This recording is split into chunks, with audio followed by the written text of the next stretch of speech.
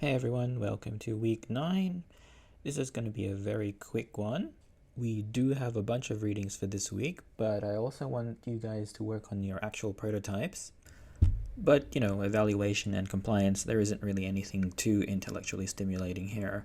The readings will give you some idea of what evaluation and compliance means to different people. So please go through those if you haven't already. Okay, evaluation and compliance. If you were to ask me, I would say that the most important of these two is evaluation. I mean, compliance is not that difficult. You just basically have to fit a bunch of criteria, like either it's the law or, your customers or clients have said it needs to fit these criteria. So I guess that's not too much of a challenge in terms of actually seeing if you've met the criteria, because you just look at what you have at the moment and see if it meets the criteria. It's just a simple comparison. The more interesting part is actually coming up with ways to meet the criteria, at least to me anyway. And that's pretty much what our design process is all about, right?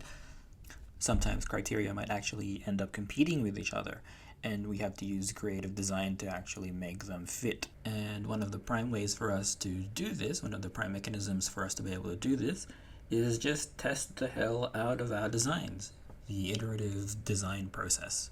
That's why it's so important to have a very functional prototype very, very early, because then you can find problems. But it's very easy to sweep problems under the rug, right?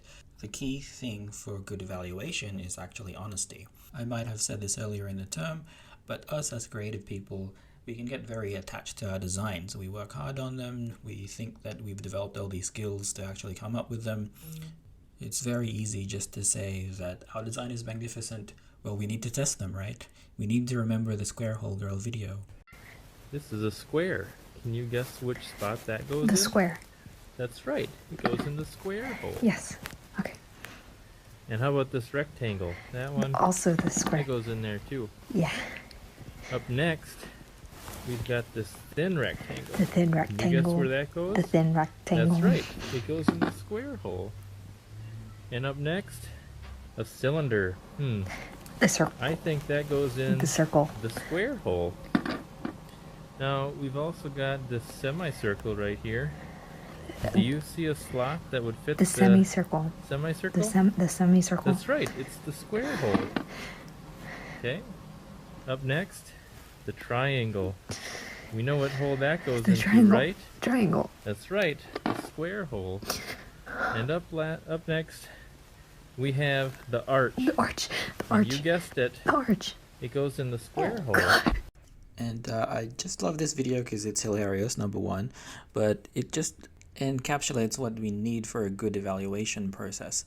So let's think about this really quickly. Number one, the user had complete agency within the, I guess we'll call it the application. Square Hole Girl had no influence in what the user would actually have done while they were doing it. The only influence that she had was the pre-design of the application. And in the video, that's the shapes toy. The next thing to notice was she had a very clear expectation of what the user was supposed to be doing in terms of how she designed it. And we can see this very clearly. User goes, where does this shape go? And then Square Hole Girl gives the right answer, but then the user is like, it's the square hole. So according to the original criteria, that was a failure in design. And Square Hole Girl was honest in saying, wow, that's a failure in design, and then gives a negative reaction.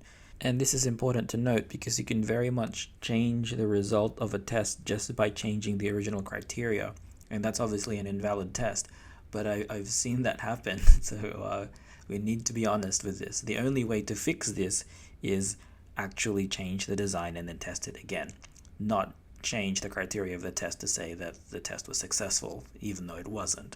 And this is a bit of a callback to week 7, where we had a look at a typical project cycle, and we can see a couple of iterative design cycles, both in the concept ideation and in the actual concept production. And you can kind of glean this in the readings for this week. For example, the Matthew Farrelly video explains how they had limited space in the training area, and then he was talking about all the different ways they were able to utilize the space but still meet the requirements for training. I know it's a bit of a callback to week 2, where we're talking about different locomotion schemes.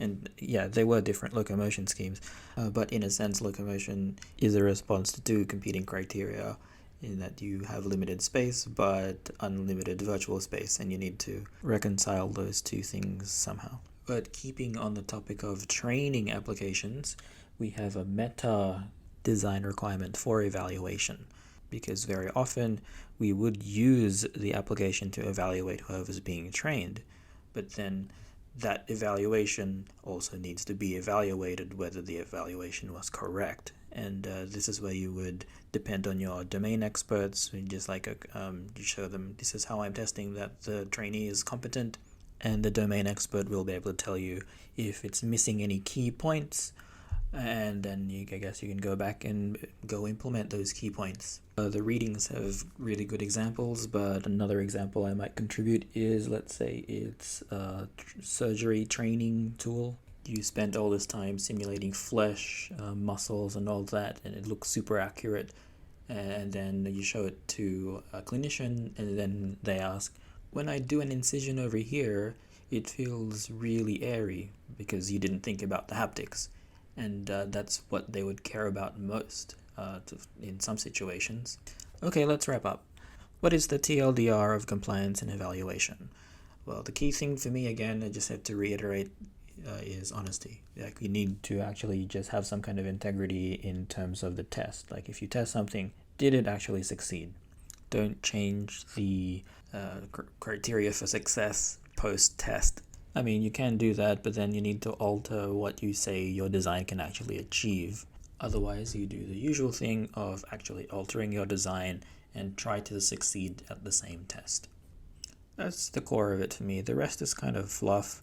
So yeah, evaluation and testing happens through the entire cycle, all the way from ideation through to production, and then finally before you deliver the project. And the last point I'll make about final delivery testing, I guess it'd be good if at the end of a project you've met all the values that you have as a designer, and if you're part of a wider organization, you've met all the values that you have as an organization. And I guess if you want to get paid, you need to have met the client's requirements. And I guess if you want to stay out of jail, you also need to not do anything illegal. Yeah, that's it basically from me. Yeah, looking forward to seeing your prototypes. See you in class.